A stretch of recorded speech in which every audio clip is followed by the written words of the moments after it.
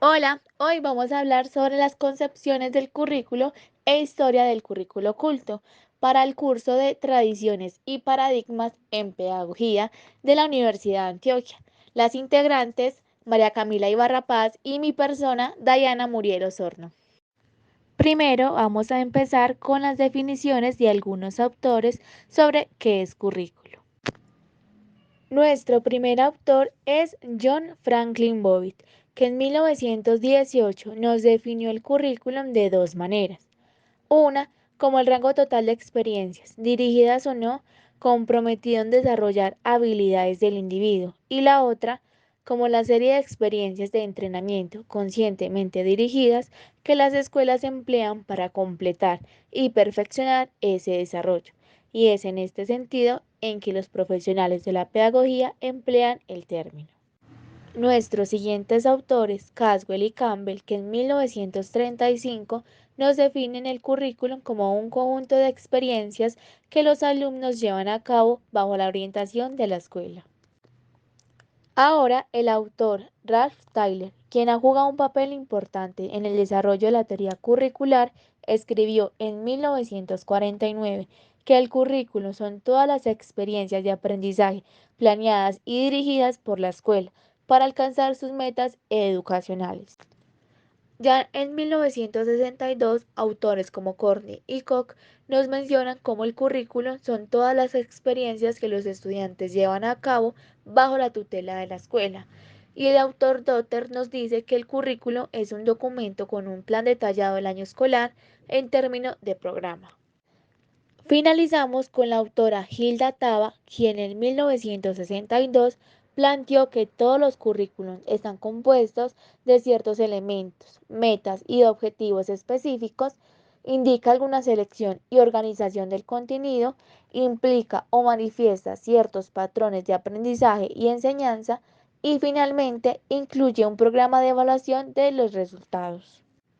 Ahora se debe de tener en cuenta que este video está fundamentado en el trabajo de ¿A qué llamamos currículo? De José Félix Angulo Rasco de la Universidad de Málaga en 1994. Gracias a dicho trabajo de José Félix y a los autores Jimeno, Pérez y Schubert, se conceptualizó en dos sentidos el concepto de currículo. En el primer sentido, adquiere inevitablemente un significado prescriptivo, por lo que el currículum es aquello que debe de ser llevado a cabo en las escuelas, es el plan o la planificación por la cual se organizan los procesos escolares de enseñanza y aprendizaje. En el segundo sentido, el currículo es tratado como un fenómeno digno de ser estudiado, como una región disciplinar que se nutre de la investigación de cualquiera de las vertientes en las que como fenómeno el currículo se presente. Por lo que las distintas concepciones de currículum pueden ser agrupadas en tres apartados fundamentales. El primero es el currículo como contenido, que es de los más usuales de encontrar e históricamente más relevantes, aunque sus definiciones o como lo que es tratado como contenido tienen variaciones en sus significados, es decir, que los autores o autoras que definen el currículo como contenido lo ven desde diferentes perspectivas. Un ejemplo de esto es la definición de Johnson, que en 1967 refleja el contenido como conocimiento porque para él el currículo es una serie estructurada de resultados de aprendizaje que prescribe o al menos anticipa los resultados de la instrucción.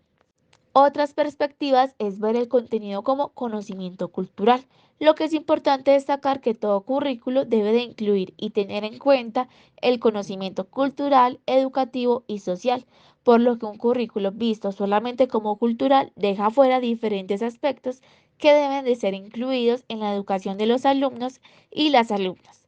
Esto se da debido a que situando el currículo como contenido cultural, se busca representar de forma concreta lo que la sociedad quiera reproducir, es decir, que este currículo busca que los niños y niñas conozcan, piensen y expliquen el mundo como la sociedad quiere que lo haga. En cambio, Taylor y Richards en 1979 indican una similitud con que el contenido es la experiencia que aporta la escuela, lo que el autor José Félix menciona que esta definición es más amplia y altamente comprensible a diferencia de las anteriores. El segundo es el currículo como materia de aprendizaje. se contextualiza la definición brindada por Gagne en 1967, donde se refiere brevemente a una definición válida para su teoría del aprendizaje por jerarquías, en Gagne 1962 y White y Gagne en 1974. Este modo de entender el currículo es el adoptado generalmente por gran parte de la psicología de la instrucción. En este también podemos ver lo que sería el currículum como resultado de aprendizaje. Es vista como la reflexión entre el contenido de la enseñanza y la cultura desde ámbitos como la estructura de disciplinas o sociología del conocimiento escolar y de análisis de reproducción cultural y lo que ésta reproduce en los futuros ciudadanos y ciudadanas. La tercera es el currículum como planificación educativa, que es vista como el documento que busca plantear cuál es el alcance y la organización que el programa educativo proyecta para su institución, además de incluir el contenido educativo, por lo que Pratt en 1978 y 1982 afirma que el currículo es un conjunto organizado de intenciones educativas y entrenamiento, en donde se presentan tanto lo que ha de ser aprendido y enseñado como los materiales, los métodos de enseñanza, etc. Ahora bien, viendo el currículo como representación y acción, en donde el currículo como representación es fácilmente comprensible porque nos representa al mundo, intenta explicarlo, analizarlo, formular teorías, comprenderlo e interpretarlo en una palabra. En cambio, el currículo como acción actúa sobre él para cambiarlo y transformarlo. Vamos a analizar entonces si el currículo como contenido, planificación o realidad interactiva es representación, acción y por qué. Empezamos con el currículo como contenido. En su definición de contenido cultural está situado en el concepto de representación, porque este vista a través de una cultura se da la representación concreta o determinada de la cultura que la sociedad necesita. Como se dijo anteriormente, busca que los niños y niñas conozcan, piensen y expliquen el mundo como la sociedad quiere que lo hagan.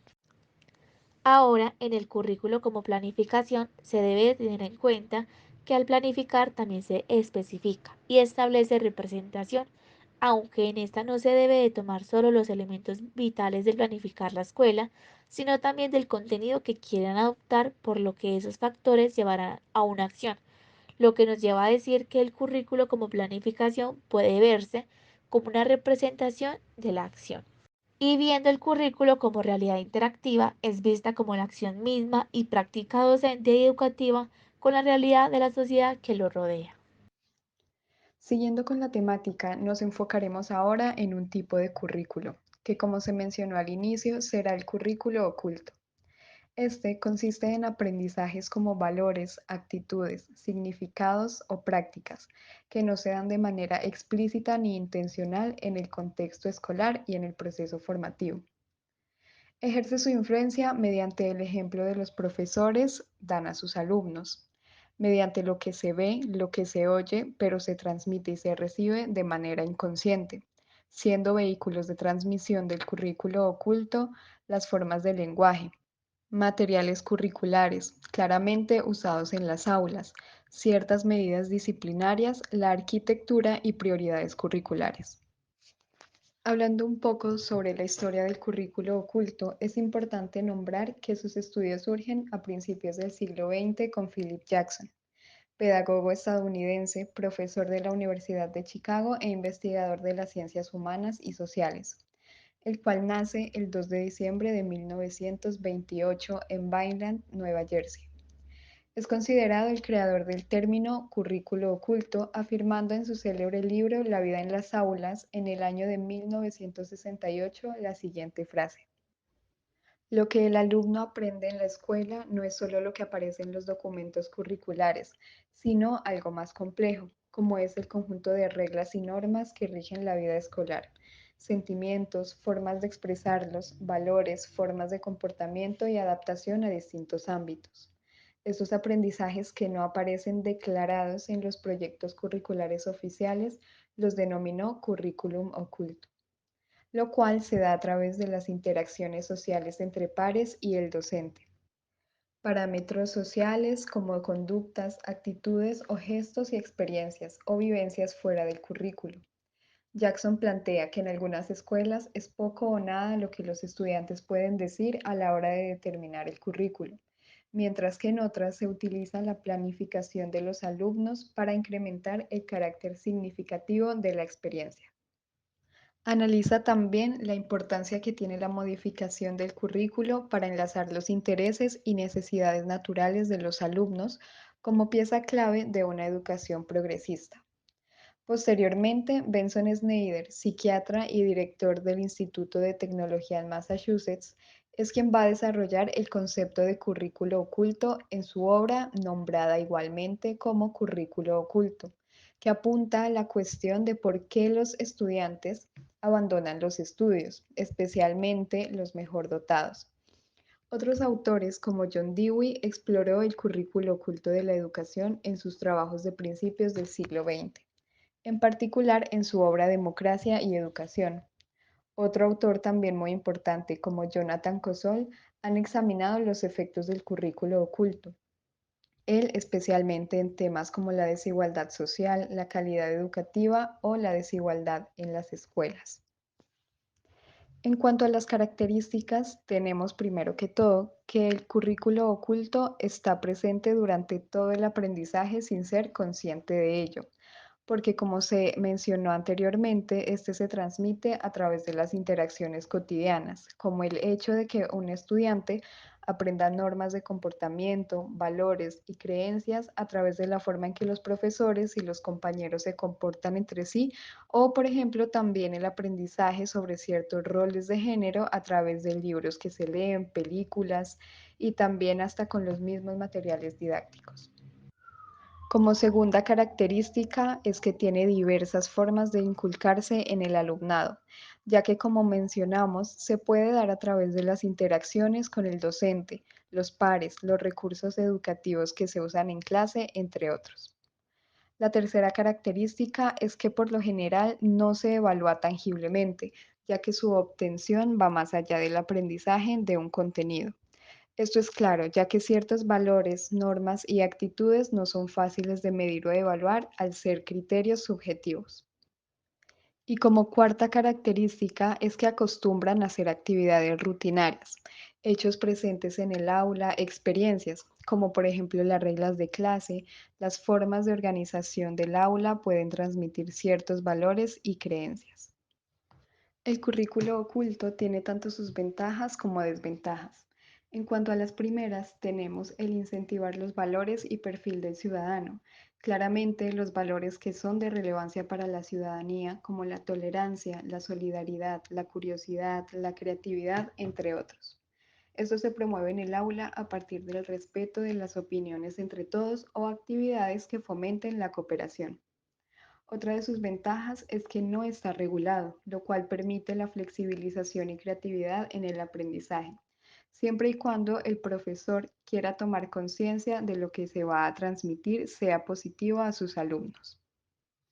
Y como tercera ventaja es que este currículo es contextual, adaptándose así de alguna manera a la institución y experiencias reales de cada estudiante. Estas sean tomadas también muy en cuenta. El hecho de que el currículo oculto sea contextual también ayuda a que los estudiantes conozcan mejor cómo funciona su entorno. En cuanto a las desventajas, nombrar la deconstrucción de conceptos previos, cuando el estudiante conoce conceptos nuevos que contradicen sus creencias o experiencias, sintiendo que sus conocimientos y su comprensión del mundo se están cuestionando. Otra desventaja es la influencia educativa con preferencias sociales, cuando se favorecen a unos y se excluyen a otros. Y como última desventaja es que no está contemplado en los planes de estudio, lo cual puede ser difícil identificarlo y comprenderlo, y por ende no se es consciente de los valores o actitudes que se puedan estar transmitiendo. Esto sería todo por nuestra presentación. Muchas gracias por su atención, esperamos haya sido de su agrado.